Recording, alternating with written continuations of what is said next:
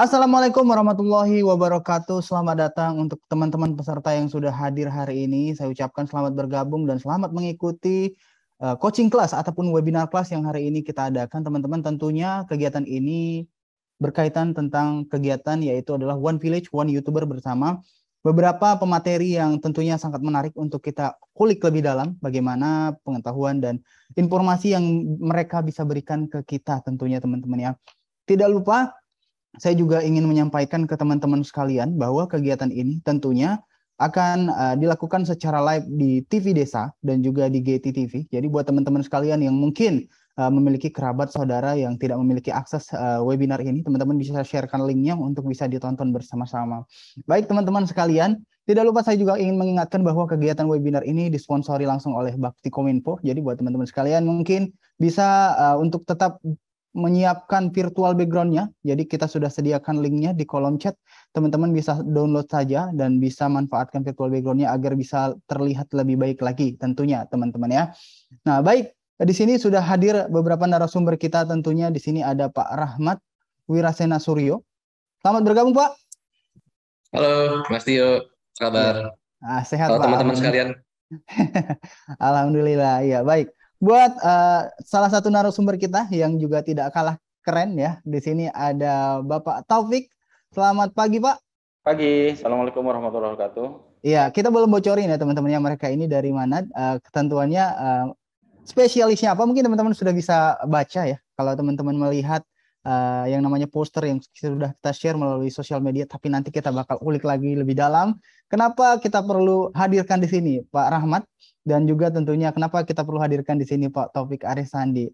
Sekarang mungkin kita ajak teman-teman sekalian, jikalau ada pertanyaan teman-teman ya, yang mungkin dari judul saja kan sudah kita kirimkan ke teman-teman semuanya, teman-teman sudah lihat ya. Mungkin bisa disiapkan pertanyaannya, dan jangan lupa virtual background ya teman-teman ya, sudah kami siapkan di chat. Dan tentunya kita akan langsung ajak diskusi di sini ya. Salah satu narasumber, kita mulai dulu dari Pak Rahmat. Oke, Pak Taufik saya izin dulu Pak. Monggo ya. Nah, baik Pak Rahmat, bagaimana kabarnya Pak? Sehat ya? Sehat, alhamdulillah, Mas Alhamdulillah. Tio. Ya, Pak, kebetulan di sini sudah ada beragam peserta yang sudah bergabung ya. Kita langsung saja mungkin ngobrol dulu, atau Pak Rahmat lebih enjoy kalau kita mungkin boleh share screen atau bagaimana Pak untuk menyampaikan materinya? Sambil ngobrol aja, Mas Tio. Sambil Jadi nanti ngobrol kalau aja ya. ketika kita jelaskan nanti baru saya share. Baik Pak. Nah, baik teman-teman, mungkin kita akan langsung pertanyaan kepada Bapak Rahmat ya Pak ya.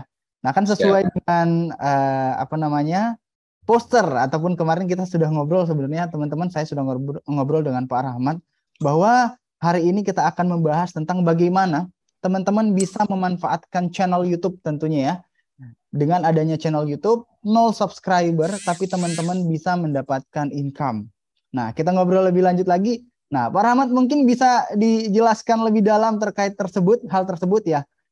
Bagaimana caranya kira-kira teman-teman di sini kan banyak yang kreator nih. Alhamdulillah ada 58 peserta. Mungkin kita langsung tembak saja nih ya ke poinnya ya, biar teman-teman. Siap Mas Tio, terima kasih. Iya. Jadi halo teman-teman semua, perkenalkan nama saya Rahmat Wirasena Suryo gitu ya. Nggak ada hubungannya sama Roy Suryo. Kebetulannya namanya Suryo. Terus juga saya bukan seorang YouTuber gitu. Saya bikin konten kalau diperlukan saja. Tapi saya menemukan sebuah cara yang mungkin teman-teman juga belum kepikiran gitu, atau mungkin sudah kepikiran, cuman belum berhasil gitu ya. Jadi saya ngelihat dari foto-foto wajah-wajahnya ini benar-benar lintas generasi ini, Mas Tio ya. Iya, lintas generasi, dan mereka berada di lokasi yang sebar luas. Lalu di sini saya ingin sharing dulu sebelumnya siapa saya, oke? Ya. Perkenalkan, nama saya tadi udah, saya umur 40 tahun, saya tinggal di Bekasi. Saya pernah jualan roti, saya pernah jualan properti, dan saya juga pernah kerja di Microsoft 1,5 tahun. Saya pernah kerja di media 8 tahun gitu ya. Saya pernah jualan jasa, pernah jualan barang gitu, dan apapun saya lakuin ini cuan atau demi uang masuk gitu ke kantong. Nah, yang menarik adalah ketika dulu saya jualan properti, disitulah saya menemukan ada metode lain untuk menggunakan YouTube untuk mendapatkan penghasilan. Tentunya kalau jualan properti kan berarti jadi agen properti ya. Ya Iya. teman-teman kan, wah ini nggak relevan nih. Kalau saya jualan barang, sebenarnya nggak juga. Sebenarnya bisa relevan-relevan aja. Izinkan saya share screen kali ini karena saya mau tunggu, belum kelihatan ya. Tunggu. Stop share, saya open.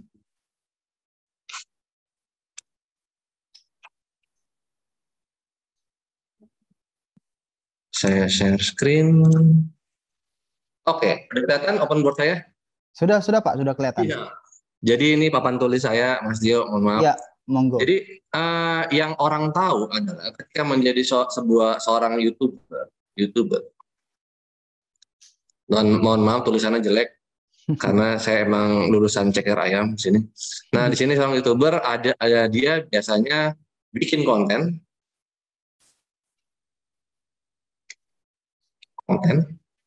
Lalu dia semua yang Mas Tio ajarkan pasti di sini dan akhirnya ujung-ujungnya di AdSense. Betul, Pak. Jadi apa yang Mas Tio ajarkan dari nol sampai sekarang pasti intinya bikin konten dengan durasi yang cukup lumayan gitu. Mas Tio untuk silver button berapa tahun? Berapa tahun? 1 tahun? 1 tahun, Pak. 1 tahun, betul kan? 1 tahun, Dengan bikin konten yang konsisten ya Mas Tio ya? Betul. Sesuai dengan audiens saya pasti. Betul. Nah, sedangkan ketika saya jualan properti, saya nggak punya waktu. Saya nggak punya waktu 1 tahun, Mas Tio. Saya nggak punya waktu 1 tahun karena pilihannya kalau saya nggak jualan, maka saya nggak dapat fee. Saya nggak dapat produknya pun udah habis dalam waktu sebulan sampai 2 bulan. Bayangkan. Jadi saya hanya punya waktu sebulan sampai bahkan nggak nyampe sebulan. Saya hanya punya waktu seminggu, 2 minggu kurang.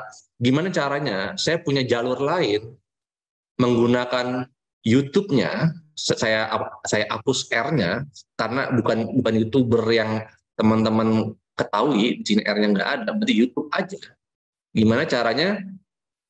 Saya bisa langsung di halaman 1 Google. Iya. Berarti Jadi, SEO gitu, Pak ya? kenapa? Berarti dapat SEO-nya gitu ya, bisa di halaman 1. Betul. Wah, jadi pilihannya gini teman-teman. Mungkin nggak bisa di halaman 1 Google, tapi ingat Google tuh Google Group dia ada beberapa Google sebagai induknya search engine tuh. Tapi di bawahnya itu ada Google Search atau pencarian. Yep. Lalu ada Google Maps. Dan yang terakhir ada YouTube. Secara 1 grup ya. Iya, betul. Di luar ini masih ada nggak? Masih banyak. Kalau teman-teman mau nyari jurnal, ada Google Scholar dan lain-lain. Pokoknya Google ingin dicap sebagai mesin pencarian. Setuju. Tapi yang akan kita pakai 3 ini aja. Oke. Gimana caranya? Video saya bisa di halaman 1 Google atau halaman 1 YouTube minimal. Atau halaman 1 Google Maps kalau bagi teman-teman yang bisnisnya jasa seperti salon, bengkel, restoran, tempat servis laptop, tempat jualan toko mainan, itu pakai Google Maps. Bisa diketemukan di Google Maps. Gimana caranya? Jawaban dari semua ini adalah, saya pakai warna biru, jawabannya adalah kakak, bukan kartu keluarga, kata kunci. Jadi keyword ya. Nah, pertanyaannya pasti juga sama Mas Tio juga udah diajarin nih masalah keyword segala macam. Cuman gimana nih? Saya hanya punya waktu seminggu sampai 2 minggu buat jualan properti yang dijual oleh ratusan orang. Jadi agen properti itu ratusan hanya untuk menjual 1 produk. Jadi kalau sebuah produk properti yang jual cuma 10 orang, kayaknya lama di closingnya. Kayaknya lama tuh si properti itu untuk sold out. Jadi harus dikeroyok emang sampai ratusan bahkan hampir ribuan orang. Nah di saat yang bersamaan saya harus juga berkompetisi dengan orang-orang yang lain menggunakan cara yang sama, yaitu menggunakan YouTube. Kenapa YouTube? Karena di sini kita ada interest dari si orang-orang ini yang mencari produk, dia ingin mencari informasi, Mas Tio. Dia yang cari informasi mengenai produk tersebut, brand tersebut, gitu ya. Nah, beda lagi kalau kita bermain kata kunci yang sifatnya long term. Misalkan gini, kata kunci emang harusnya cepat, tapi kata kunci di sini yang saya pakai untuk properti, saya pakai kunci brand. Misalkan brand namanya waktu itu Nuansa Alam gitu misalkan. Kalau saya pakai kata kuncinya tanah murah, itu untuk bersaing di level tanah murah gitu aja, itu youtubernya udah viewersnya udah banyak, jadi nggak bisa pakai cara saya untuk bersaing di tanah murah. Kecuali tanah murah tersebut dia punya spesialisnya, misalkan tanah murah tapi SHM. Nah saya pun udah bantu teman-teman saya untuk muncul di halaman pertama YouTube. Nah, kita ke halaman kedua. Sampai sini ada pertanyaan nggak teman-teman? Oke, sini saya udah ngerti misalkan. Oke, lanjut ke terusan dari ininya. Oke, kita lanjut. Nah, ketika memanfaatkan kata kunci, ternyata ada beberapa titik-titik di YouTube yang teman-teman harus ketahui. Bahwa nomor satu, Google itu, alat pencarian Google, mesin AI-nya Google, dia hanya bisa membaca teks. Google hanya bisa baca teks. Website yang keren gitu aja, secanggih-canggihnya website, yang dibaca oleh Google adalah teks.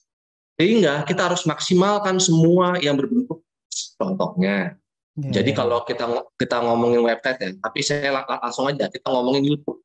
Itu pun dibaca sama Google teks. Yang pertama, pastinya judul.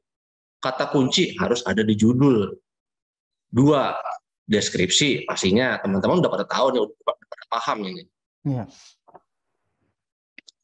Lalu nomor 3, di deskripsi, turunan di deskripsi juga ada hashtag. Lalu di dalamnya lagi ada tag. Nah, teman-teman mengisi deskripsi berapa ribu kata? Emang secukupnya? Nah, kalau saya enggak, saya maksimalkan apa yang mentok. Lalu nomor 5, ada apa lagi? Di sini ada thumbnail. Tapi thumbnail punya judul kan? Thumbnail ini sebuah file kan? Ini kan JPEG kan? Atau PNG. Betul, Pak. Kasih kata kuncinya di dalam penamaan JPEG atau PNG-nya. Nah, kalau di kepala kita kan enggak. Di kepala kita yang penting ada thumbnailnya. Tapi yang dibaca sama Google, thumbnail ini adalah sebuah nama. Kata kuncinya masukin juga. Lalu berikutnya, nomor 6. Tentunya nama file dari si videonya. Kadang kita ngedit di CapCut. Kita ekspor nama filenya LV, nomor angka gitu kan. Kita upload langsung ke YouTube. Padahal di sini ada nama file. Yang kita harus taruh kata kuncinya. Jadi di sini saya tulis ya, kakak itu atau kata kunci harus ada di berikut. Nah, nomor 7. Banyak amat? Iya nih, lumayan. Nomor 7.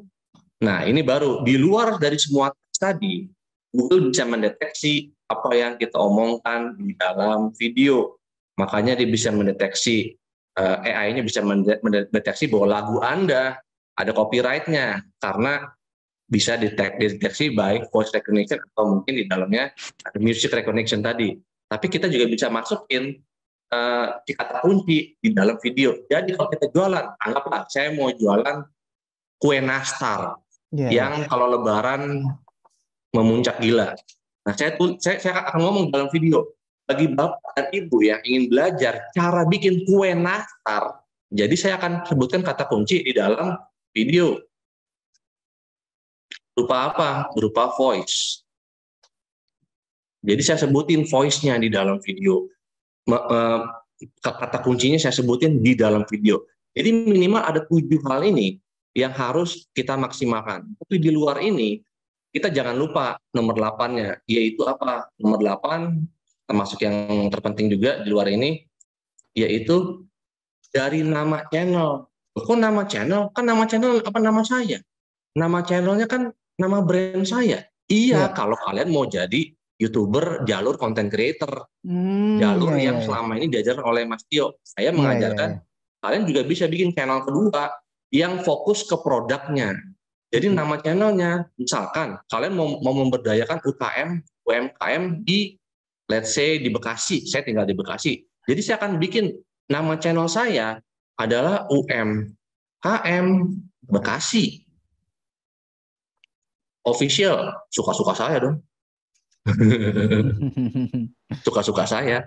Nah, ketika ada orang mencari UMKM Bekasi, maka channel saya di atas. Iya. Secara channelnya dulu nih, baru secara videonya. Di setiap video harus ada UMKM Bekasi. Masalah judul depannya, terserah Mas Tio, terserah teman-teman. Misalkan budidaya tempe strip UMKM Bekasi. Slash lagi pakai nama websitenya www.umkmbekasi. Kotorin aja nggak apa-apa. Ini jalur yang enggak banget. Itu kotor, judulnya jadi kotor, yang jadi berantakan, apa jadi banyak. Tapi ya emang itu caranya, cara kotor. Tapi kalau kontennya jelek, nah ini balik ke Mas Tio. Jadi udah capek-capek kalian ngelakuin 8 hal ini, tapi kontennya nggak ngikutin apa yang Mas Tio ajarin, jelek, dilihat nggak enak, suaranya jelek, kayaknya belepotan. Nanti ketika udah di halaman satu YouTube, halaman satu Google, orang nonton videonya, orang nggak seneng, tinggalin juga.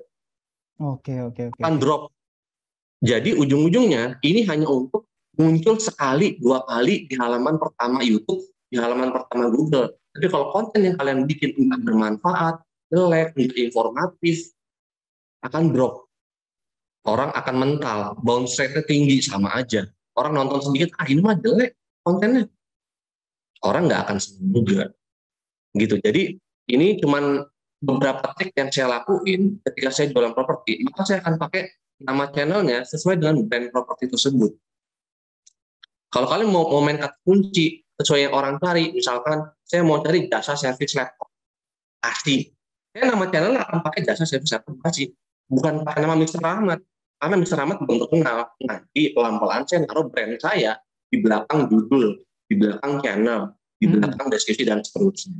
Itu mungkin Mas Tio, ini cuma sekilas aja karena panjang. Ini udah saya sendiri Mas Tio kalau di-sharing. Cuman teman-teman di ideas nggak harus channel yang sekarang dirubah, nggak harus. Itu bikin channel yang kedua yang fokus ke produk, yang fokus ke jasa. Channel yang ini jalankan sesuai apa yang Mas Tio udah ajarkan, jadilah content creator yang baik, dapetin AdSense-nya. Tapi konten yang ini supaya bisa muncul di halaman satu Google, YouTube, Google Maps dan segala macam itu. Ya Google Maps bukan YouTube ya, tapi buat yang si bisnis di Maps. Cuman ketika sudah muncul di sana, jangan dikecewakan penonton. Tetap harus dihibur dengan konten yang baik dan seterusnya yang Mas Tio udah ajarkan. Tapi ini cuma satu cara bypass untuk ada di halaman satu Google atau YouTube tadi. Gitu Mas Tio. Ya, oke teman-teman. Mungkin kalau ada pertanyaan dari teman-teman sekalian, boleh ya teman-teman ya. Tapi boleh saya mungkin mewakili pertanyaan boleh. Pak ya. Pasti bingung.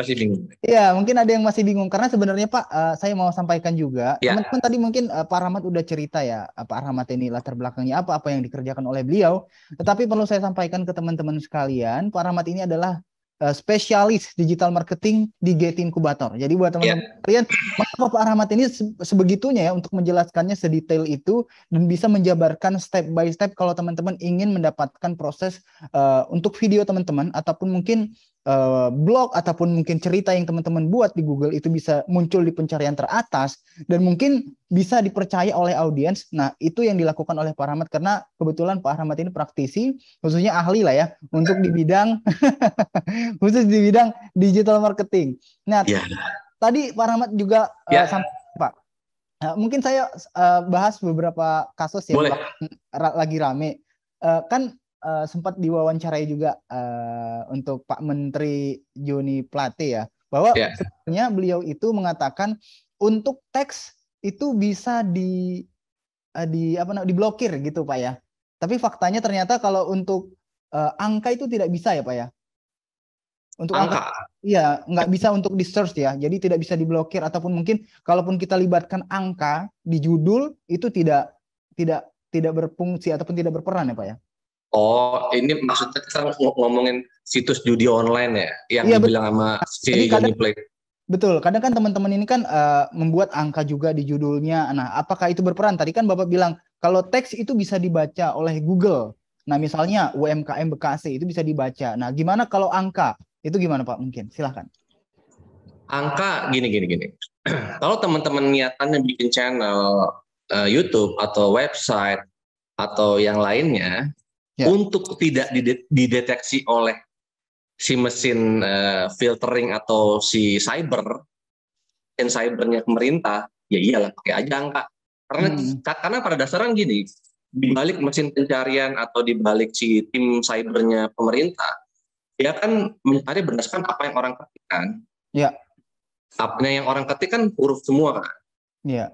Kayak UMKM Bekasi atau misalkan ada misalnya gini ya. Ini saya ngomong out of context ya, tapi misalkan saya mau bilang misalkan di Bekasi ada yang jual barang terlarang misalnya. Iya. Nah, saya bikin barang terlarang Bekasi, tapi saya ubah semua huruf E-nya pakai angka 3. Atau yang huruf A-nya pakai angka 4. Tentunya pemerintah buat mendeteksi channel atau situs saya kan susah ya. Sampai di titik ketemu. Sampai di titik, dia nulisnya pakai angka 4, nulisnya pakai angka 3, akhirnya ketemu juga. Cuman kalau teman-teman mau nggak terdeteksi ya awal-awal, saya ngomong awal-awal, karena ujung-ujungnya pasti akan terdeteksi karena banyak spy di luar sana. Ya, bikin aja pakai angka semua. Ya orang kan susah. Misalnya mesin pencarian, di balik mesin pencarian kan orang. Dan dia kan memasukkan filtering kata kunci kan. Filtering kata kunci misalkan situs porno, judi, apapun itu, yang bahasa-bahasa porno itu dimasukin semua sama dia kan. Maka akan muncul langsung akan keluar semua kan, semua situs yang menggunakan domain itu atau enggak menggunakan kata kunci itu di dalam si websitenya, si YouTube-nya akan keluar semua. Jadi ya udah clear. Cuman kalau dalam bentuk video itu kan ada algoritma lain, misalkan nggak boleh memamerkan tubuh perempuan yang ini segala macam, itu akan terdeteksi. Begitu juga dengan laporan dari si penglihat. Karena YouTube bagaimanapun juga adalah sebuah media untuk bersosial, di mana banyak juga laporan pasti dari orang yang nonton. Ini video ini nggak layak, gitu ya. Tapi walaupun begitu yang paling sadis ya Facebook sih, di mana community guideline itu sangat-sangat ketat sekali di compare sama YouTube dan kawan-kawan. Itu sih paling. Jadi pertanyaannya, kalau kita pakai angka, kenapa kita pakai angka? Apakah karena kita ingin menghindari supaya nggak diblokir, atau keren-kerenan, atau gimana? Atau buat membedakan antara YouTube kita dengan yang lain, maka kita pakai uniqueness-nya di angka. Saya ingin bertanya aja sih, karena pada dasarnya orang tidak mengetikkan angka, kecuali yang orang ketikan misalkan, saya butuh tanah 1.000 meter. Ya saya akan bikin channel tanah 1.000 meter, yang semua yang saya jual adalah tanah 1.000 meter. Oke, ya. Angkanya dipakai sesuai dengan kata kuncinya. Tapi kalau saya mau pakai angka, saya bikin video yang nggak pengen dideteksi oleh orang yang private dan punya grup-grup yang private, saya pakai angka supaya orang nggak tahu itu channel apa, ngomongin apa, gitu sih. Gitu sih Mas Tio. Iya, teman-teman tadi mungkin udah terjawab ya, bahwa kalau teman-teman membuat judul ataupun ketika nanti membuat judul tidak hanya di YouTube video ya teman-teman ya, ataupun mungkin di blog teman-teman sekalian, hindari penggunaan angka seperti misalnya menggunakan kata video I-nya diganti huruf 1, nomor 1 gitu ya, nomor 1 gitu ya. Jadi itu tidak efektif teman-teman. Setuju Pak ya? Iya, kalau dari perspektif saya ya, dari kunci. Jadi kalau teman-teman ingin bikin sebuah brand, nggak apa-apa juga, fine-fine aja guys.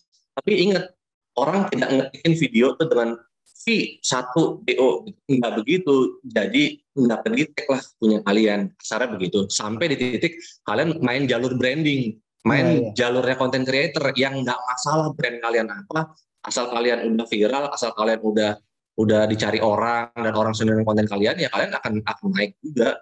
Jadi itu jalur yang berbeda dengan jalur yang saya pakai kunci Mas Tio. Oke. Nah betul. Jadi buat teman-teman sekalian ini pembelajaran baru juga ya. Jadi buat teman-teman sekalian, jadi bahwa ketika kita membuat keterangan judul, kata kunci sekalipun seperti itu ya. Jadi teman-teman sekalian mungkin menghindari lah ya keterangan-keterangan seperti angka.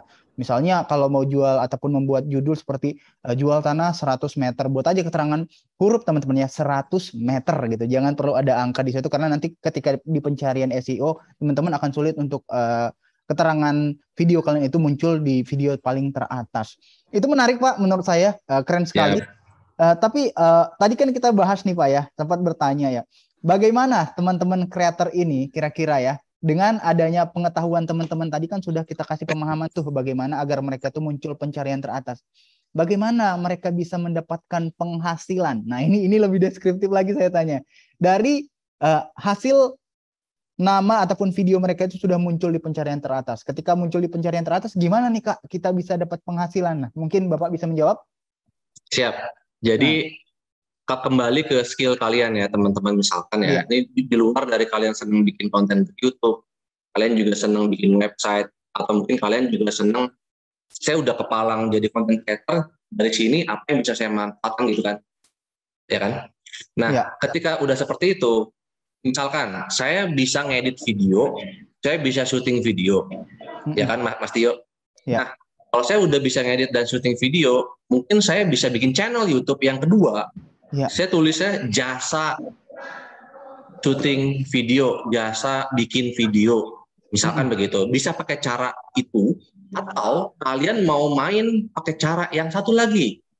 Ada lagi nih, yaitu kalian main, kalau di dunia hukum namanya pro bono. Jadi pro bono itu ngelakuin sesuatu gratisan dulu, tapi kalian punya portfolio. Portfolio itu nanti kalian jual ke target yang kalian sudah canangkan. Kalau kalian di desa, mungkin kalian bisa connect dengan kantor desanya. Kalau kalian mau level atasnya lagi, kalian main di level kabupaten atau di kota. Contohnya gimana? Contohnya, misalnya gini, kalau saya ingin dikenal sebagai orang yang menolong UMKM di desa saya, atau di kabupaten saya, atau di kota saya, seperti itu ya. Maka saya akan bikinin video profil buat mereka.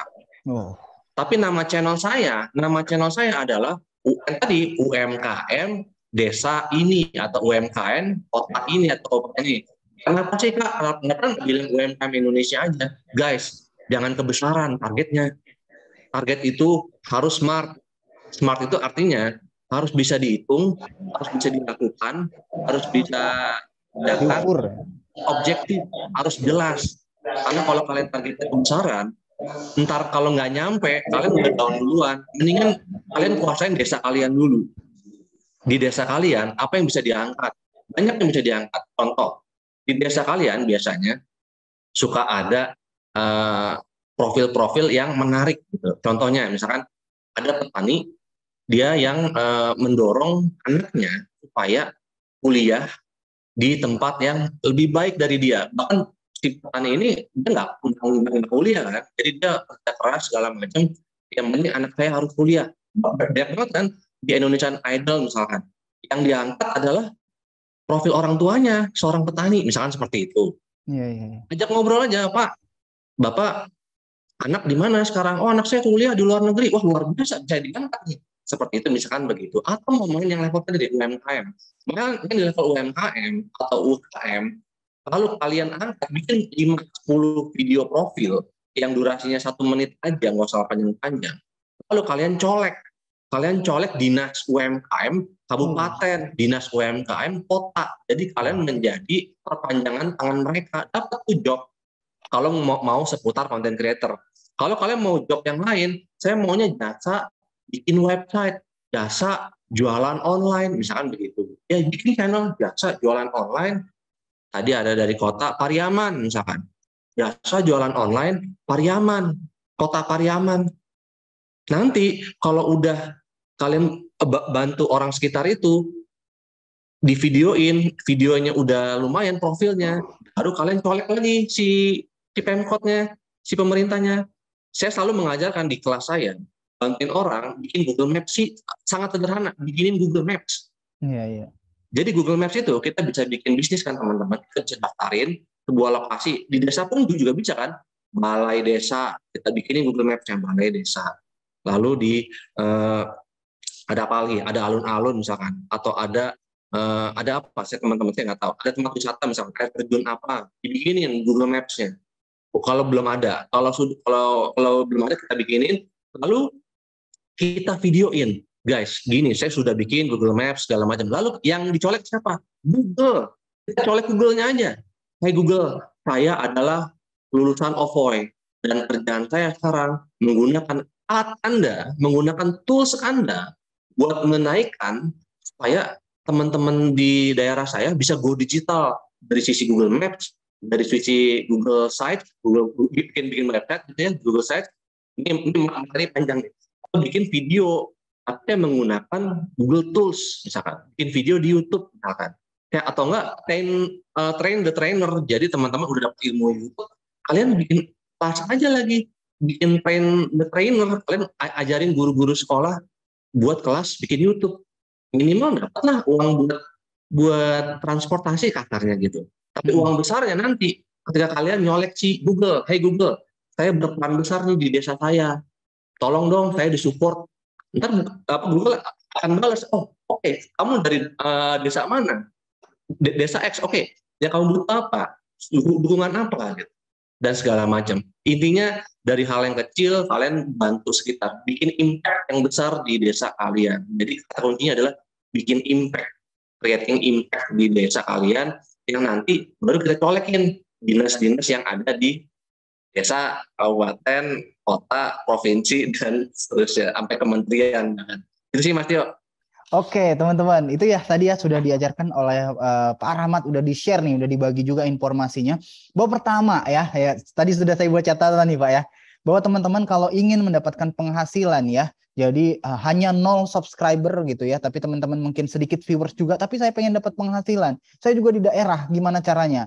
Teman-teman buat creating impact ya, dimulai dari creating impact, teman-teman buat konsep pro bono dulu, seperti yang Pak Rahmat sampaikan tadi. Dibuat aja dulu videonya teman-teman ya. Jadi nggak perlu mikir dapat AdSense, dapat penghasilan dulu, buat 10 video.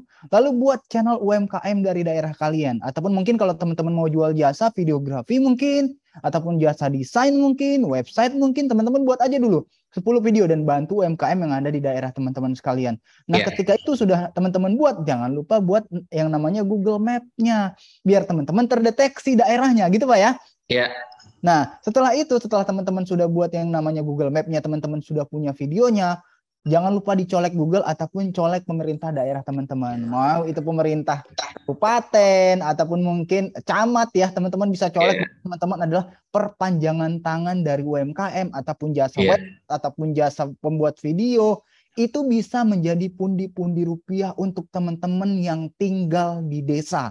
Jadi jangan melihat bahwa desa itu terlalu sempit, terlalu kecil. Ya teman-teman, semakin sempit itu semakin bagus. Audiensnya semakin bagus, marketnya teman-teman bisa handle gitu ya. Tapi kalau teman-teman buat UMKM Indonesia yang handle-nya susah. Nanti kalau dapat proyek dari timur teman-teman di Sumatera gimana? Nah kan itu susah gitu ya. Jadi manfaatkan dulu kedaerahan teman-teman. Jangan malah lihat peluang-peluang yang terlalu jauh. Seperti itu teman-teman.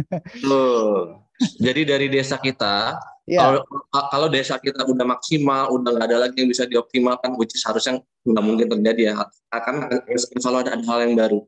Dan dari desa kita bisa ke desa tetangga. Secara di desa tetangga mungkin belum ada serta OVO-nya gitu, kita bisa expand ke sana. Atau mungkin pasti orang-orang yang teman-teman yang ada di desa dan desa tetangganya belum tersentuh dengan OVO, mungkin dia bisa dijadikan ambasador dari si Ovoy buat di wilayah tersebut. Mas Keren ini teman-teman. Nah, jadi buat teman-teman yang hari ini bergabung kayaknya dapat banyak ini ya untuk ilmunya Pak Rahmat. Nah, ini ada pertanyaan ini Pak dari peserta tentunya, dari Mas Ali Akbar dari Sumatera Barat. Saya diamanahkan mengelola Pak Darwis di desa, namanya adalah Pok Darwis. Apa nih? Paingan. Di dalam Pok Darwis ada pelaku UMKM-nya Pak. Channel yang saya kelola atas nama desa, yakni Nagari Guguk Kuranji Hilir. Nah, itu gimana menurut Bapak kira-kira? Apakah sebaiknya kontennya campur-campur, ada kegiatan UMKM, kegiatan wisata desa, ada kegiatan lainnya, atau justru lebih fokus saja, untung ruginya apa mungkin bisa Bapak jelaskan? Karena ini kan channel desa. Saya lihat namanya juga terkait dengan desanya mereka. Menurut Bapak mungkin bisa kasih masukan ke Mas Ali Akbar ataupun Bapak Ali Akbar. Monggo silakan. Siapa, berhubung saya juga belum pernah diamanahkan hal tersebut, mungkin jawaban saya akan jawaban yang sedikit agak sedikit nyeleneh ya Pak. Dalam arti gini, yang Bapak bikin sudah channel desanya, jarin aja Pak. Treat channel tersebut sesuai dengan apa yang Mas Tio ajarkan, yaitu bikin konten, nanti kontennya growing, akhirnya dapat AdSense untuk si channel tersebut. Biarin aja Pak. Tapi kalau produk dari si UMKM-nya pengen dijual langsung kepada orang yang mencari produk tersebut, maka treatmentnya bikin channel untuk si UMKM-nya saja. Bikin channel untuk tim travelingnya aja. Kok jadi banyak channel yang saya urus? Ya karena gimana? Orang yang senang traveling, emang dia senang ngeliatin acara desa. Maksudnya acara desa, acara formal kepala desa. Kan nggak senang. Orang yang pengen traveling, dia mencari traveling di Sumatera Barat misalkan. Isinya traveling semua. Bukan tiba-tiba ada produk, ada apa, kan dia nggak peduli. Yang dia peduli kan travelingnya. Walaupun ketika dia traveling, dia pengen beli souvenir dan segala macam, nggak apa juga. Cuman emang ini agak nyeleneh, kayak saya bilang. Kita pecah si channelnya menjadi channel-channel tambahan lagi. Oh, channel itu kalau kata kunci yang seperti tadi teman-teman sudah kerjakan, ada 8 hal yang teman-teman kerjakan tadi, itu si channel akan growing sendiri kok secara organik. Walaupun kita lupa buat masukin video baru. Tapi karena kata kuncinya udah kena, maka channel tersebut akan growing sendiri. Nah, permasalahan yang pertama adalah, permasalahan saat ini adalah, teman-teman tahu nggak kata kuncinya apa? Ya. Jadi ada materi dari saya yang spesifik, yaitu ngebahas kata kunci aja. Kita pakai tools riset untuk ngedapetin kata kuncinya, bukan yang nyari. Jangan sampai begini, kalau saya mau jual sebuah sarung misalkan, lalu sarung tersebut di daerah namanya misalkan apa Mas Tio? Nama lain sarung di daerah, atau enggak nama-nama di daerah kan suka ada yang lain ya, yang nggak sama. Yeah. Nah, tapi karena kita ingin menonjolkan ciri khas daerah tersebut, kita pakai nama sarung itu. Tapi yang orang ketikkan adalah sarung Pariaman misalkan. Karena orang yang ketik ini dia nggak tahu nama aslinya apa. Tapi karena kita ingin terlalu idealis, kita ingin menonjolin, kan saya jual kekhasan daerah, jadi orang akan beli ya either orang daerah saya atau orang-orang alumni daerah saya, maksudnya alumni ya, orang yang udah merantau mencari sarung daerah saya, stop di situ. Begitu juga dengan bahasa menurut saya. Bahasa, kadang kita orang Jawa, kita senang ngomong Jawa, maka saya akan bikin konten bahasa Jawa. Bahasa Jawanya bahasa Jawa spesifik lagi, bahasa Jawa daerah saya aja. Dimana Jawa yang lain logatnya beda. Orang nggak nyaman kan nonton logatnya beda, atau mungkin yang bukan orang Jawa akan pasti nggak nonton, orang nggak ngerti, kecuali kita kasih translate di bawah. Nah, tapi kalau kita mau pakai bahasa Indonesia, maka kita memperluasi pasar yang lihat, sesuaikan dengan kata kunci yang emang orang cari. Nah, sekarang pertanyaannya, di daerah bapak-bapak, mbak-mbak, ibu-ibu, ini kebanyakan bapak-bapak ya, mas-mas, kata kuncinya apa yang dicari? Jangan serta-merta, ini produk UMKM bagus, pasti orang nyari, belum tentu juga. Yeah. Jadi emang nggak semua barang bisa dipromosikan dengan cara ini, kalau emang nggak ada yang nyari. Kecuali tadi udah ditargetkan, itu mentargetkan orang-orang asal daerah sini yang kangen dengan makanan khas sini. Orang daerah sini yang ada kawinan di Jakarta, tapi kawinan adat sini, maka dia butuh sarung khas sini, misalkan begitu. Atau orang-orang daerah sini yang pengen jalan-jalan karena dia sudah bekerja sebagai direktur yang berhubungan dengan orang-orang bule, dia yang pengen kasih souvenir khas daerahnya, yaitu ini. Jadi target marketnya jelas. Oh, saya pengen cari orang-orang yang asal dari Pariaman, yang sudah tinggal di Jakarta, dan dia sudah levelnya direktur, dan dia pengen souvenir khas dari Pariaman yang akan diberikan kepada mitra kerjanya. Jadi clear ya? Tapi audiensnya nggak akan besar. Dan emang jangan mengharapkan dengan cara yang tadi saya share, views-nya jadi gede banget. Bukan. Yang penting views-nya dikit, tapi yang beli banyak. Ya. Jadi spesifik. Dan waktu saya jualan properti, video-video saya nggak ada yang tembus dari 1.000 views. Tapi dia beli properti saya karena dia nyari kata kuncinya. Iya. Jadi bukan ngomongin berapa banyak views, berapa banyak subscriber, bukan. Yang nonton video saya, walaupun cuma 1 orang, tapi dia beli, udah tertutup kos saya. Kalau jualan properti, gitu sih Mas Tio. Teman-teman tadi udah jelas banget ya, Pak Rahmat udah ngebuka semua ya. Aduh, kalau saya ini senang banget ya teman-teman ya, karena kita menemukan keran baru gitu, pemahaman baru. Karena sebelumnya saya Pak Rahmat untuk menjelaskan SEO juga tidak sedalam ini. Tapi terima kasih banyak banget Pak Rahmat bisa Sama-sama Mas Tio. sekali. Nah, teman-teman jadi udah paham ya bahwa ketika tadi Pak Ali Akbar bertanya, apakah saya terus melanjutkan channel tersebut atau justru saya membuat ataupun mengelola channelnya yang baru? Menurut Dilanjutkan Mas Tio.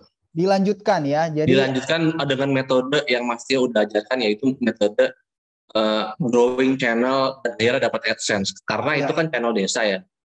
Tapi ketika ingin memasarkan wisatanya, ingin memasarkan UMKM-nya, bisa bikin channel turunan yang langsung main kata kunci. Misalkan tempat backpacker di Pariaman, misalkan aja ya. Ini harus di-riset lagi berdasarkan kata kunci yang kalian akan pelajari di pelatihan yang lain gitu.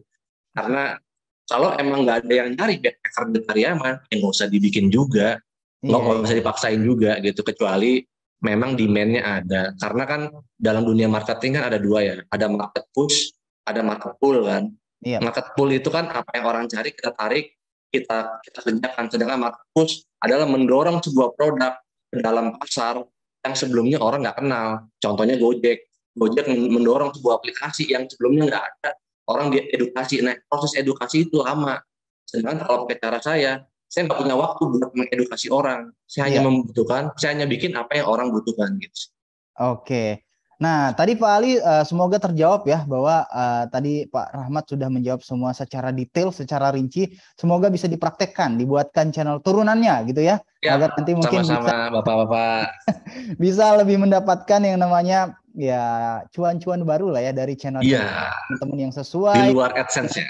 Di luar AdSense teman-teman juga bisa punya channel yang sesuai SEO gitu ya teman-teman. Nah sekarang kita panggil Pak Taufik Arisandi kali ya, ke Pak Taufik dulu kali ya. Biar nanti kita teman-teman bisa langsung Q&A. Kayaknya udah teman-teman udah pada nggak sabar, banyak banget pertanyaan yang udah masuk. Padahal sesi Q&A-nya belum kita siapkan teman-teman ya. Nah kita akan panggil Pak Taufik. Selamat pagi Pak. Selamat pagi. Oke, sehat Pak? Alhamdulillah. Alhamdulillah. Nah, teman-teman saya perkenalkan sedikit. Pak Taufik ini adalah Ketua LSP P1 LPKGT. Nah, jadi buat teman-teman sekalian yang mungkin ya tadi sudah paham bagaimana teman-teman mempositioningkan channel kalian, mungkin channel turunan dari channel yang sudah teman-teman buat. Ya. Lalu berikutnya teman-teman mungkin bagaimana agar teman-teman bisa walaupun desa gitu ya, teman-teman bisa punya sense komersial gitu ya. Jadi teman-teman dilihat tidak hanya sekedar orang desa, tapi teman-teman ternyata punya yang namanya kompetensi yang diakui oleh LSP dari GT. Mungkin Pak Taufik kita akan sesi Q&A ya Pak ya, karena Pak Taufik sepertinya tidak memberikan share screen. Kita akan tanyakan langsung ke Pak Taufik. Pak Taufik mungkin boleh dijelaskan apa itu LSP ataupun mungkin sertifikasi LSP Pak, LSP Pak maksud saya. Mungkin boleh dijelaskan ke teman-teman dan mungkin apa sih manfaatnya ke teman-teman setelah nanti mereka punya channel turunan yang disampaikan oleh Pak Rahmat. Mungkin. Monggo Pak. Baik, terima kasih Mas Tio atas waktu dan kesempatannya. Selamat pagi teman-teman Ovoy semua, teman-teman YouTuber semua dimanapun berada. Ini sepertinya ada di seluruh Indonesia ya, masuk sini ya. Luar biasa, sekitar 103 orang join di channel ini. Baik, perkenalkan saya Taufik Arisandi. Mungkin tidak panjang lebar saya menjelaskan di sini terkait dengan LSP ya.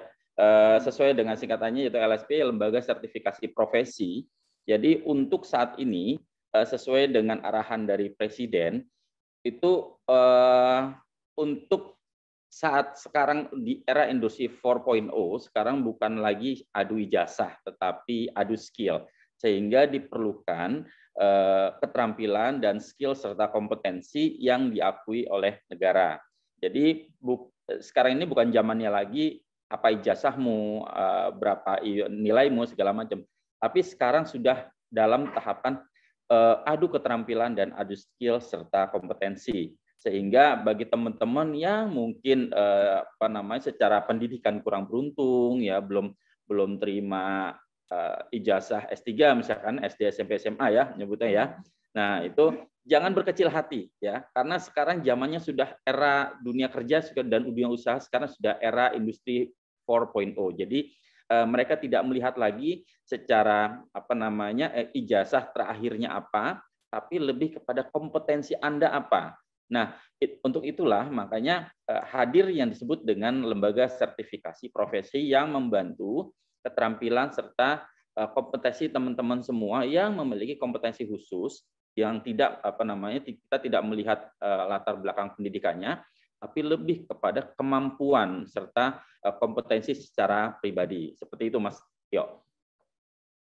Oke, Pak Taufik. Jadi teman-teman sudah cukup jelas ya bahwa teman-teman dengan adanya sertifikat nantinya, teman-teman punya sertifikat LSP ataupun sertifikat BNSP ya Pak Taufik ya. Nah, teman-teman teman-teman akan punya yang namanya kapasitas yang lebih lagi, walaupun teman-teman mungkin tidak, ataupun mungkin selama ini teman-teman di daerah ataupun di desa, teman-teman pendidikannya dulu mungkin karena ada keluarga yang tidak mampu, jadi pendidikannya tidak sampai S3 kata Pak Taufik tadi ya, SD, SMP, SMA gitu ya. Jadi mungkin dengan adanya sertifikat ini teman-teman punya skill yang sudah tersertifikasi dan sudah diakui, dan itu bisa teman-teman tawarkan untuk ya tadi kebutuhan yang ada di desa teman-teman masing-masing. Tadi sudah Pak Rahmat ajarkan gimana membuat channel agar sesuai SEO dan fokus ya concern di desa teman-teman masing-masing. Dan Pak Taufik di sini menjelaskan kalau teman-teman sudah punya channel tersebut, kenapa teman-teman nggak disertifikasi aja? Agar teman-teman lebih diakui lagi nih, dan nanti klien-klien teman-teman, walaupun teman-teman di daerah, bisa berkolaborasi dengan pihak pemerintah karena teman-teman sudah mendapatkan pengakuan dari LSP ataupun BNSP. Wah, ini keren banget Pak Taufik. Tapi saya mau tanya lagi nih Pak, kedepannya mungkin Pak, kalau teman-teman kreator ini ataupun teman-teman yang ada di daerah, proyek-proyek apa yang mereka bisa dapatkan ketika mereka sudah melakukan sertifikat ataupun sudah tersertifikasi LSP gitu Pak. Kira-kira apa sih proyek-proyek yang mungkin mereka bisa dapatkan dengan sertifikat ini? Mungkin Bapak bisa tambahkan sedikit ya. Oke, terkait proyek ini kita sangat-sangat luas sekali yang bisa teman-teman semua gali. Jadi potensi dari masing-masing daerah tentunya banyak sekali yang belum tereksplor, dan banyak yang belum tereksplor sehingga masing-masing daerah itu butuh kehadiran teman-teman dari OVOY atau One Village One YouTuber atau teman-teman lain yang memang berminat di konten kreator, yang intinya adalah bisa memperkenalkan potensi-potensi daerahnya masing-masing untuk lebih dikenal di dunia digital semuanya, baik itu di Indonesia sendiri maupun di luar negeri. Nah, terkait dengan proyek-proyek yang nanti bisa teman-teman ikuti, itu yaitu pertama, teman-teman bisa melakukan penggalian potensi daripada daerah teman-teman sendiri semuanya. Kira-kira potensi apa yang bisa Anda angkat daripada daerah Anda? Yang tentunya Anda harus kreatif dalam mempromosikan dan mengikuti arahan-arahan yang sudah dilakukan pada saat kemarin pelatihan dengan Kak Tulang Tio. Seperti itu.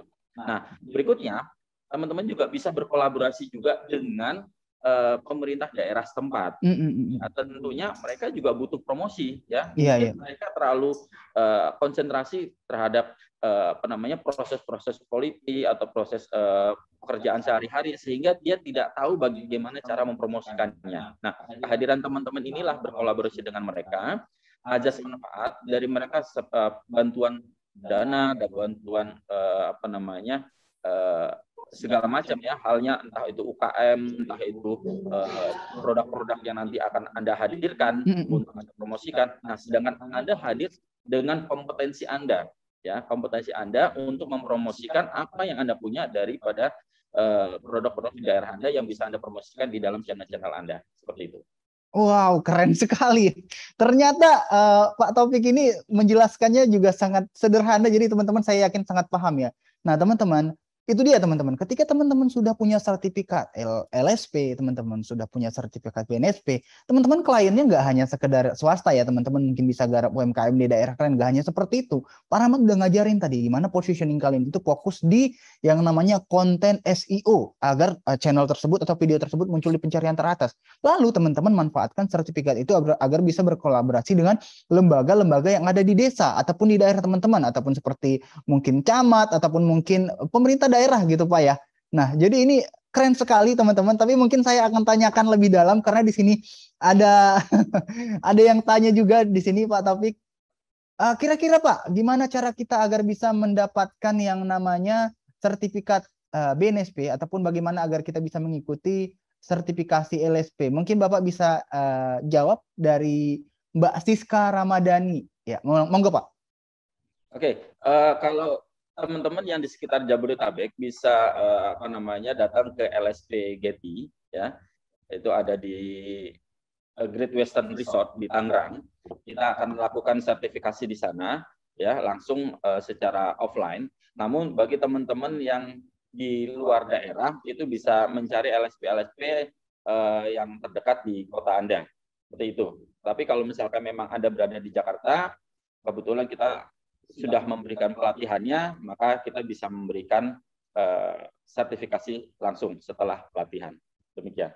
Oh, tapi Pak, kalau seandainya teman-teman kan di berbagai daerah nih Pak, apakah bisa dilakukan yang namanya dari Getty sendiri nih Pak? Kan Bapak kan ketua LSP ya dari Getty. Nah, apakah mereka teman-teman yang mungkin berminat seperti itu ya, ingin mendapatkan sertifikasi, bisa melakukan sertifikasi secara online seperti itu Pak mungkin?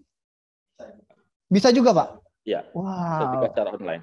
Wow, keren ya teman-teman ya. Jadi ini teman-teman peluang menurut saya, kalau hanya portfolio teman-teman ya, ini saya kan sudah berpengalaman ya sebagai seorang content creator. Portfolio kita sebagus apapun itu kalau kita kolaborasi dengan pemerintah daerah ataupun mungkin dari bupati mungkin ataupun gubernur, itu teman-teman nggak cukup hanya teman-teman punya yang namanya portfolio. Kalau teman-teman mau kolaborasi dengan pemerintah itu teman-teman paling tidak teman-teman punya PT ataupun segala macam. Tapi kalau teman-teman nggak punya PT, paling tidak teman-teman punya sertifikasi standar bahwa teman-teman benar-benar ahli di bidang hal tersebut. Nah, maka menurut saya ini penting. Nah, ini Pak Taufik di sini adalah salah satu ahli ataupun ketua LSP. Mungkin teman-teman nanti kalau mau berkolaborasi ya mendapatkan sertifikat BNSP ataupun tersertifikasi secara LSP, teman-teman nanti mungkin bisa langsung hubungi Pak Taufik. Nah, untuk harganya Pak, mungkin bisa bocoran sedikit ini Pak, karena teman-teman sangat antusias saya lihat di sini ya. Monggo Pak. Kalau untuk harganya terjangkau sekali ya, terjangkau sekali, bisa sekitar 1 juta atau 1,5 juta tergantung dari paketnya. Itu kita ada macam-macam paket yang bisa nanti Anda dapatkan. Tapi untuk lebih jelasnya bisa menghubungi admin. Oke, mungkin. Karena harganya beda-beda memang tergantung dari sertifikasi yang akan diambil. Oke, nah demikian teman-teman ya. Jadi teman-teman di sini kan kepengen nih mendapatkan sertifikat BNSP ataupun mungkin teman-teman tersertifikasi seperti itu. Teman-teman nanti bisa langsung hubungi saja. Nanti sudah ada admin kami di sini sudah mengirimkan keterangan absen. Teman-teman isi absen nanti akan dihubungi ya kalau teman-teman benar-benar serius ingin mengikuti yang namanya sertifikasi LSP. Teman-teman nanti bisa kita hubungi kembali. Nah, jadi untuk harganya tadi juga sudah disampaikan oleh Pak Taufik sangat terjangkau. Jadi teman-teman nanti mungkin bisa ikut terlibat dalam mengikuti sertifikasi tersebut. Ya, nanti untuk bocorannya mungkin langsung saja Pak ya ke admin ya Pak ya. Ya, silakan. Ya, tapi oke. ada satu lagi nih Mas, untuk kabar gembira buat teman-teman semua. Sebenarnya ini program dari pemerintah juga sih yang mendukung teman-teman kreator atau YouTuber untuk terus berinovasi, terus berkarya. Jadi pemerintah saat ini sudah memberikan kemudahan pinjaman, ya, pinjaman melalui bank khusus untuk para kreator-kreator yang mempunyai channel-channel yang memang sangat aktif.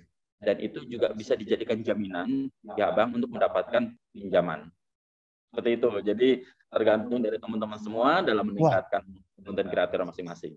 Wow, keren sekali Pak Taufik ya. Sampai sebegitunya ternyata teman-teman. Ya. Jadi saya rasa teman-teman harus punya. Konten itu bisa dijadikan jaminan saat ini. Iya. Jadi nggak cuma surat tanah, surat rumah segala macam. Konten Anda pun juga bisa dibuatkan jaminan. Dan salah satunya syaratnya itu sertifikat LSP, begitu Pak ya? Salah satunya, tapi yang lebih terpenting adalah Anda sudah memberikan kontribusi channel YouTube itu sebaik mungkin dan sebanyak mungkin. Seperti itu. Oke, baik Pak. Terima kasih banyak. Nah, ini ada tambahan nih Pak dari Mas Rahmat Hidayat. Kalau saya lulusan SD, apakah bisa disertifikasi? Tapi saya punya kompetensi di bidang tersebut. Gimana Pak? Monggo. Nggak ada masalah, Mas. Saingan Anda S3 pun lewat. Wow, keren sekali. Keren ya teman-teman ya. Ini peluang sekali menurut saya. Jadi buat teman-teman sekalian, ayo teman-teman yang ingin bersedia. Di sini sudah ada Mas Indra Kesuma juga yang sudah berhasil, Mas Indra ya. Karena Mas Indra ini adalah salah satu peserta OVOI yang sudah berhasil mendapatkan yang namanya sertifikat BNSP daripada LSP-nya Bapak Taufik Arisandi. Dan mudah-mudahan bisa dimanfaatkan Mas Indra ya. Dan mungkin cukup teman-teman ya untuk sesi sharingnya. Tadi Pak Rahmat juga sudah menyampaikan secara detail bagaimana teman-teman bisa mendapatkan pundi-pundi rupiah dari 0 viewers, 0 subscriber. Teman-teman bisa menggunakan channel turunan seperti teman-teman membuat channel fokus di SEO agar muncul di pencarian teratas. Dan di sini sudah hadir Pak Taufik yang menjelaskan bagaimana peran teman-teman di daerah mungkin sebagai kreator bisa memiliki, selain CV, teman-teman bisa memiliki yang namanya sertifikat yang membuat teman-teman diakui sebagai kreator profesional tentunya. Nah, teman-teman mungkin boleh yang mau bertanya, silahkan open cam ya, agar kita bisa langsung tanyakan ke masing-masing pemateri di sini. Silahkan, monggo teman-teman. Mau tanya ke Pak Rahmat dulu atau ke Pak Taufik? Silahkan. Ada di sini? Sebentar, saya nggak lihat di monitor. Yang resen udah banyak tuh Mas Tio. Oke. Di sini ada Mas Indra Gendi. Mungkin boleh. Silahkan, monggo di open cam-nya.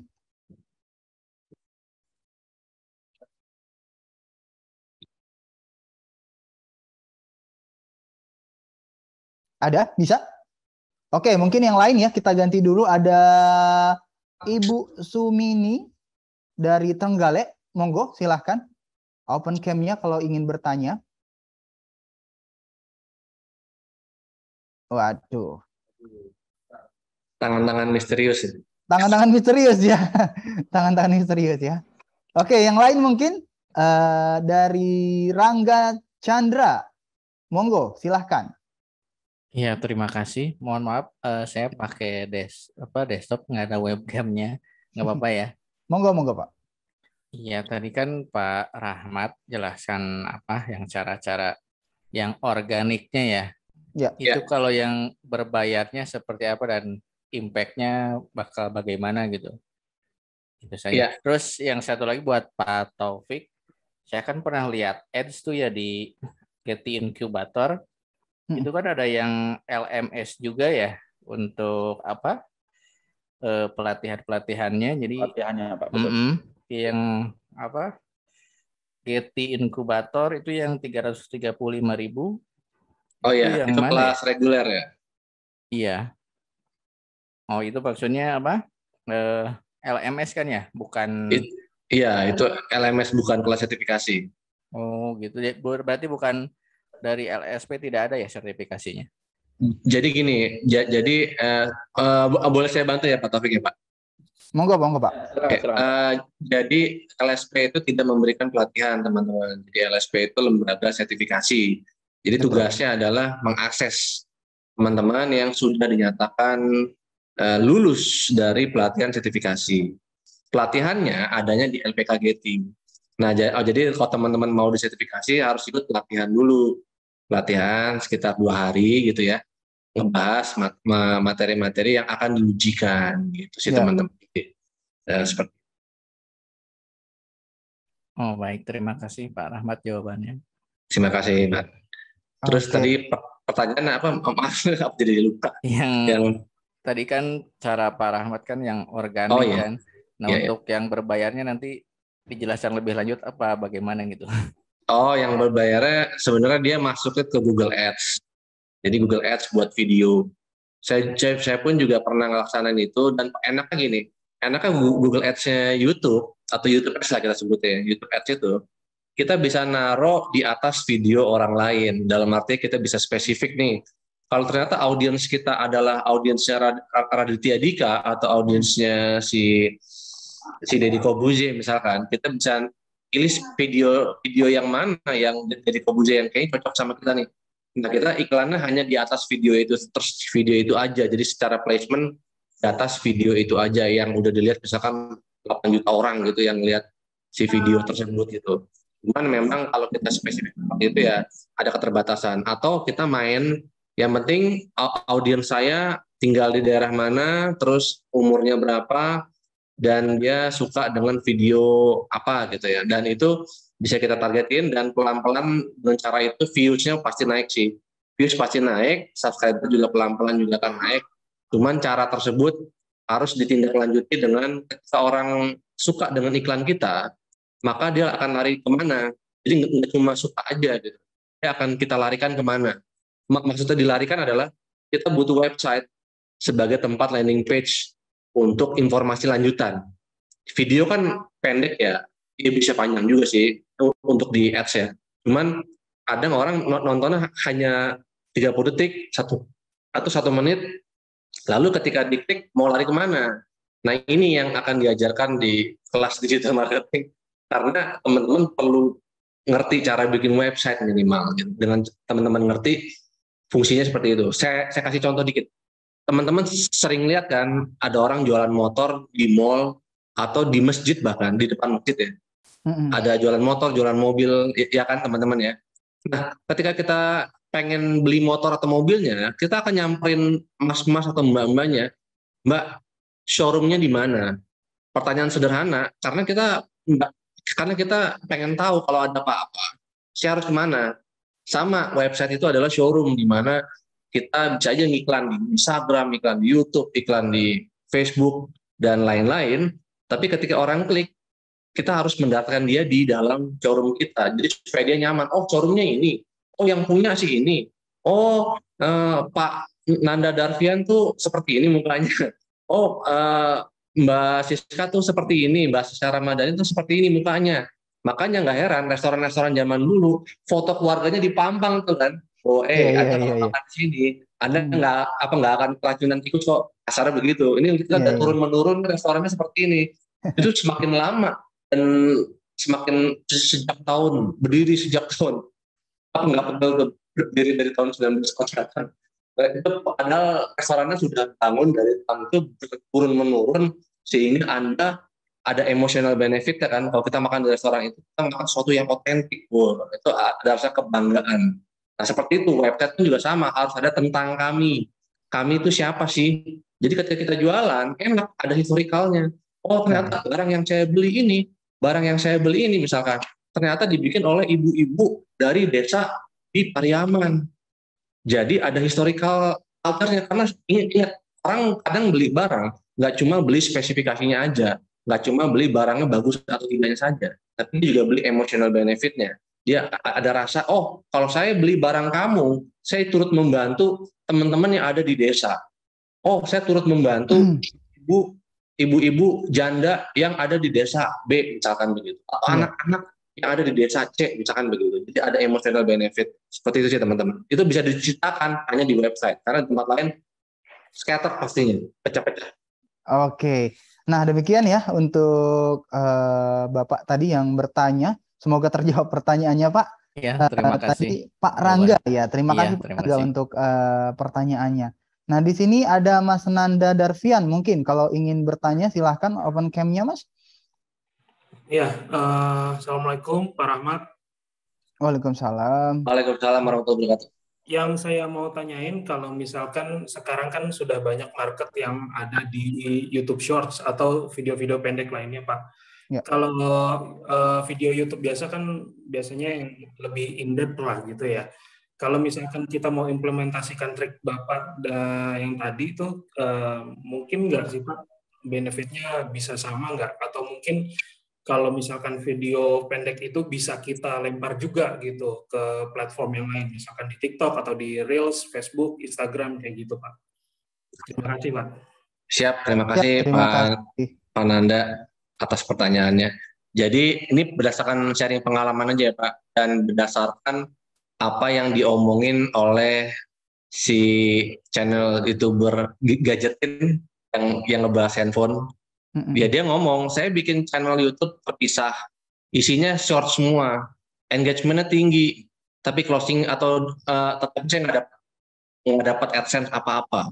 Jadi emang short itu bagus buat naikin engagement kita sebagai tambahan video Pak, untuk dari video yang emang durasinya lebih panjang. Jadi pertanyaannya gini, ternyata audiens yang nyari di Google Search aja sama audiens yang nyari di YouTube itu audiensnya pun beda Pak.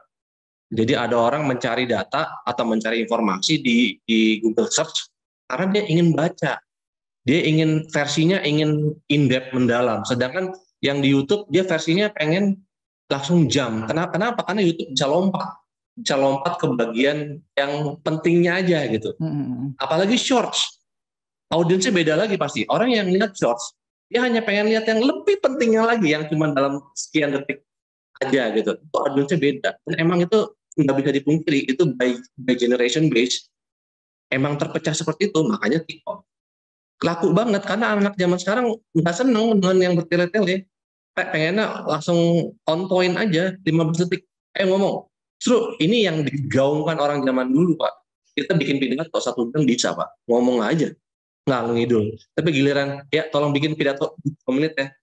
Kita mikir, 2 menit gimana cara menyampaikan yang sepenting itu dalam waktu 2 menit. Dan itu terjadi sekarang. Itu kejadian hari ini. Di mana anak-anak zaman sekarang bisa menyampaikan pesan-pesan penting hanya dalam waktu 15 atau 30 detik saja. Dia bisa menyampaikan pesan yang langsung on target. Tapi audiensnya beda. Jadi tergantung ke audiensnya Bapak gitu ya. Audiens Bapak siapa? Makanya yang tadi saya coba gali nanti dan ada di materi pelatihan sih sebenarnya. Itu audiensnya siapa dulu. Kadang kita yang penting bikin akun, bikin media sosial, lalu udah gitu. Nah ini saya harus izin Mas Tio, tolong saya mau sharing 1 slide aja. Boleh ini Pak. Sangat relevan dengan apa yang ditanyakan, dan mungkin teman-teman juga sebentar ya. Teman-teman juga mungkin belum kepikiran atau nggak pernah melihat ini. Nah ini namanya flow dari digital marketing yang kami anut ya di Getty. Jadi emang lain-lain. Jadi belajar di sana di sini akan berbeda. Tapi kebanyakan orang di Indonesia bikin langsung asetnya, bikin Instagram, bikin TikTok, bikin YouTube, bikin apapun itu.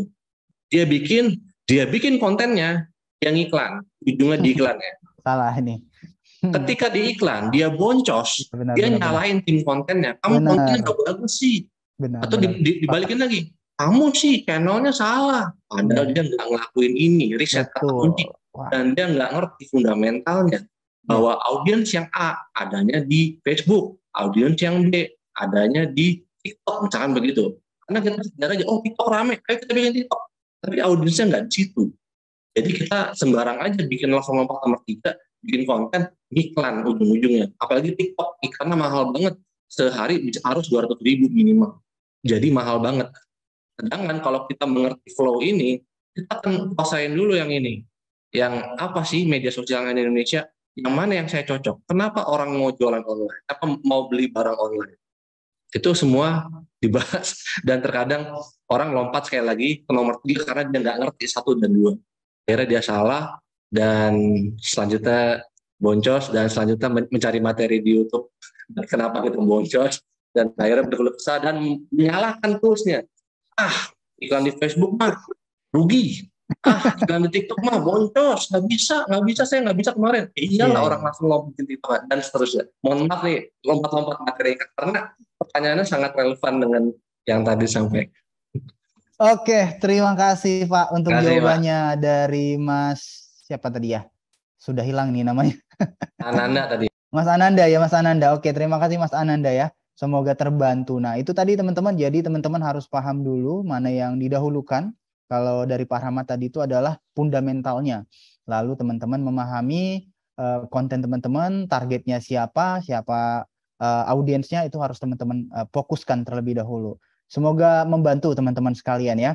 Nah, di sini ada Mas Dwi Kurniawan. Kalau ada pertanyaan, monggo Mas Dwi Kurniawan, kita masih sediakan. Silahkan open cam-nya agar kita bisa diskusikan ya. Terima kasih Pak. Assalamualaikum warahmatullahi wabarakatuh. Waalaikumsalam warahmatullahi wabarakatuh, Mas Dwi Kurniawan. Tadi cukup mengagetkan penjelasannya tentang alur ya. Iya. Ternyata memang saya di poin 3 Pak, ternyata Pak. Sama Pak, saya juga di poin 3 Banyak keprank itu Pak, kejebak di situ ya. Ya, di situ saya baru paham Pak. Terima kasih sekali Pak penjelasannya. Pak, mungkin yang saya tanyakan ke Pak Taufik ya Pak. Ya, monggo. Ya, silakan Pak. LSP Pak, kiranya untuk masa sertifikasi itu berapa lama ya Pak? 2 tahun atau 3 tahun? Itu pertanyaannya yang pertama. Baru yang kedua Pak, ketika kita mengalami gagal istilahnya Pak ya, gagal mengambil sertifikasi, itu apakah kita membayar lagi atau bagaimana prosedurnya Pak? Mungkin itu Pak yang kami tanyakan. Terima kasih Pak. Baik, Mas Dwi ya, terkait dengan masa berlaku dari sertifikasi sendiri. Nah, ini yang menarik nih. Beda dengan ijazah. Kalau ijazah itu kan seumur hidup ya. Kalau sertifikasi itu karena kompetensi yang kita lihat adalah kompetensinya, kemampuan dia. Itu masa berlakunya hanya 3 tahun. Oke. Nah, setelah 3 tahun itu sudah tidak berlaku lagi. Kenapa?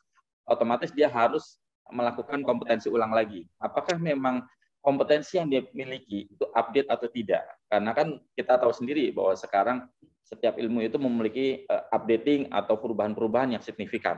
Oke, kalau misalkan background saya di kepabeanan, ya kan, background saya di logistik. Saya setahun atau 2 tahun meninggalkan logistik, saya masuk lagi itu sudah peraturan sudah Telkomnya datang. Ya, jadi sehingga jam berapa, Pak Rahmat, maaf. Oke, baik. Ya.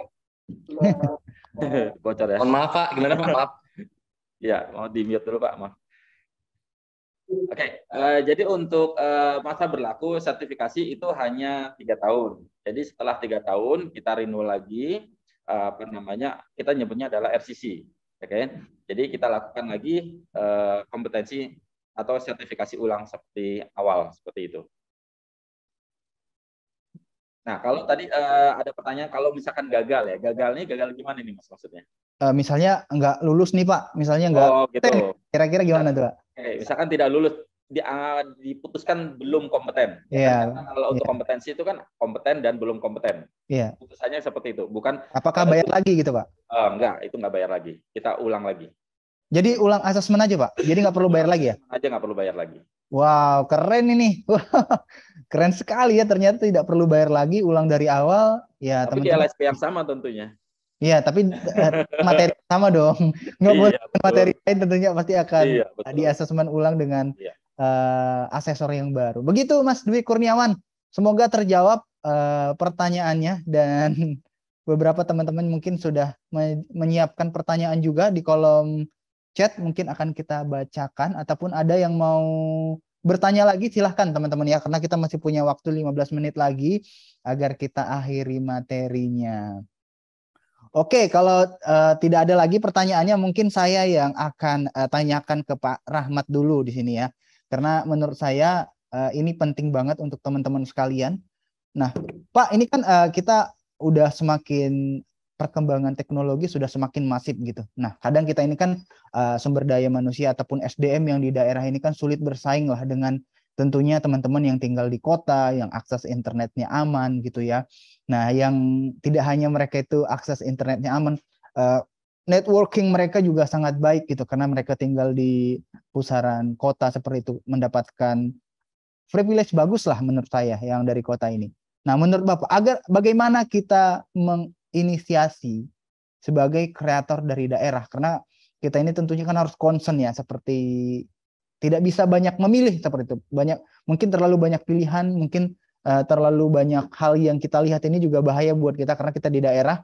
Nah, maka demikian cenderung kemana sih Pak? Tentunya kita ini sebagai seorang content creator di daerah ini sebaiknya apa yang kita lakukan agar kita tetap update walaupun kita di daerah? Menurut Bapak mungkin bisa dikasih masukan ke teman-teman. Baik, terima kasih pertanyaannya Mas.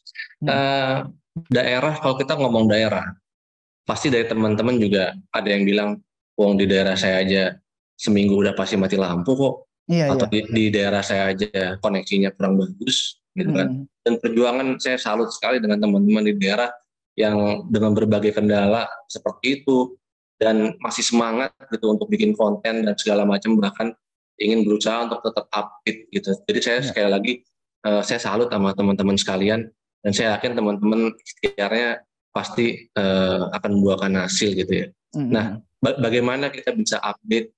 Ya nggak bisa dipungkiri kalau misalkan update itu harus sering-sering ya melihat apa yang terjadi di luar sana, ikuti seminar-seminar gratis, ikuti seminar-seminar, apalagi teman-teman juga sebagai alumni OVOY juga ntar akan kami coba masukkan ke dalam alumni Getty ya Mas Tio ya, di mana di dalam sana ada coaching klinik juga, teman-teman juga harus ikut coaching klinik tersebut, karena coaching klinik akan ngebahas selalu materi yang baru. umur saya udah 40, hampir 41 tahun, dan saya update terus karena berubah terus. Karena Google aja tools-toolsnya berubah terus, nggak bisa enggak, saya nggak, apalagi saya sebagai seorang instruktur, saya harus bisa menyampaikan apa yang terkini. Tapi teman-teman sebagai seorang peserta pun juga harus mengikuti. Tapi tools apa yang harus dipakai, tentunya nggak harus semua, nggak harus di digital marketing juga nggak harus ngejalanin semua tools karena SDM-nya kan terbatas.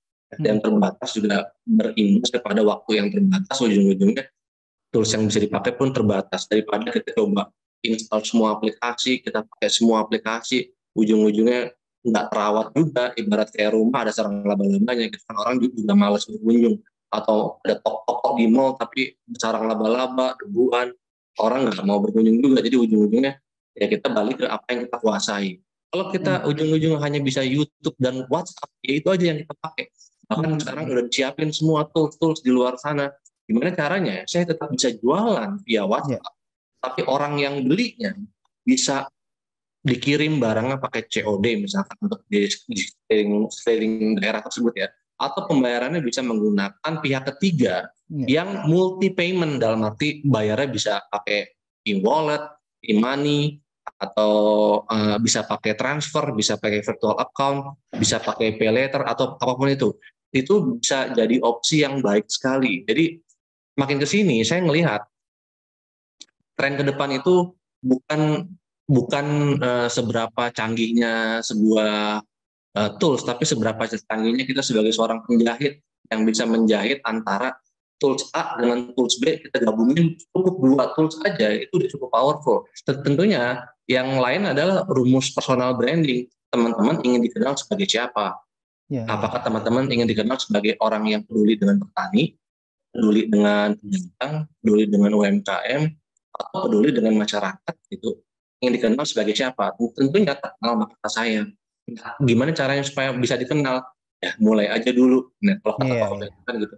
Nah, tapi jangan kebanyakan temanya pilih satu aja yang spesifik. Nah, dia sebagai orang yang peduli dengan petani, yang dibahas apa ya seputar masalah petani atau pekebun gitu, yang bercocok tanam tuh begini loh caranya dan segala macam, dan akhirnya channelnya akan growing. Atau mau pakai cara saya tadi yang langsung yang di sini mengajarkan cara menanam cabai, yang di sini jualan cabenya. Jadi ketemu tuh antara yang channel AdSense, how to tutorial segala macam, yang di sini langsung jualannya, hard sellingnya ketemu tuh nanti. Tapi ya teman-teman, saya tidak bisa menyanyikan apa-apa karena semua balik ke teman-teman, balik ke rezekinya teman-teman juga. Tapi teman-teman insya Allah akan dibalas dengan setimpal. Amin teman-teman ya. Nah itu dia tadi teman-teman. Jadi mungkin buat teman-teman yang di daerah mungkin ya perkembangan teknologi mungkin teman-teman terbatas. Sementara udah ada aplikasi TikTok, udah ada aplikasi snack video. Gimana kita bisa menanganinya? Mungkin tadi masukan dari Pak Arhamad ini bisa membuat teman-teman tetap stay. Tenang aja teman-teman. Walaupun di YouTube kita bisa lihat YouTube adalah salah satu aplikasi yang masih paling banyak digunakan di Indonesia. Berarti itu salah satu pilihan teman-teman. Jangan ragu ya dengan pilihan teman-teman untuk mengelola YouTube seperti itu. Saya rasa cukup. Terima kasih banyak buat teman-teman kreator dari TV Desa, dari teman-teman Lokal Hero, dari teman-teman Ovoy. Terima kasih banyak atas perhatiannya. Saya Tulang Tio pamit undur diri. Akhir kata saya ucapkan terima kasih. Assalamualaikum warahmatullahi wabarakatuh. Waalaikumsalam warahmatullahi wabarakatuh.